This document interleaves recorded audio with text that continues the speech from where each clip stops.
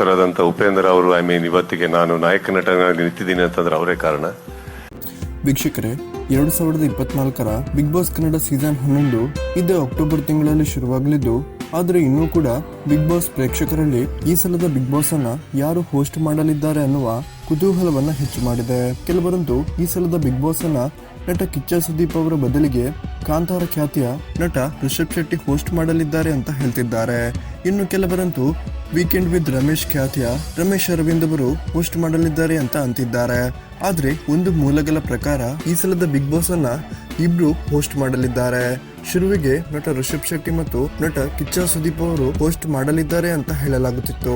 ಆದ್ರೆ ಇದೀಗ ರಿಷಬ್ ಶೆಟ್ಟಿ ಬದಲಿಗೆ ನಟ ಉಪೇಂದ್ರ ಮತ್ತು ನಟ ಕಿಚ್ಚ ಸುದೀಪ್ ಅವರು ಈ ಸಲದ ಬಿಗ್ ಬಾಸ್ ಅನ್ನು ಹೋಸ್ಟ್ ಮಾಡಲಿದ್ದಾರೆ. ಮತ್ತು ಈ ಸಲದ ಬಿಗ್ ಬಾಸ್ ನಲ್ಲಿ ಶನಿವಾರದ ಎಲಿಮಿನೇಷನ್ ಎಪಿಸೋಡ್ ಅನ್ನ ನಟ ಕಿಚ್ಚ ಸುದೀಪ್ ಅವರೇ ನಡೆಸಿಕೊಟ್ರೆ, ಭಾನುವಾರದ ಎಪಿಸೋಡ್ ಅನ್ನ ನಟ ಉಪೇಂದ್ರ ಅವರೇ ನಡೆಸಿಕೊಡಲಿದ್ದಾರೆ ಅನ್ನುವ ಸುದ್ದಿ ಕಲರ್ಸ್ ಕನ್ನಡ ಮೂಲಗಳಿಂದ ಕೇಳಿ ಬರುತ್ತಿದೆ. ವೀಕ್ಷಕರೇ, ನಿಮ್ಗೆ ಇದರ ಬಗ್ಗೆ ಏನ್ ಅನಿಸುತ್ತೆ ಅನ್ನೋದನ್ನ ದಯವಿಟ್ಟು ಕಮೆಂಟ್ ಮಾಡಿ ತಿಳಿಸಿ.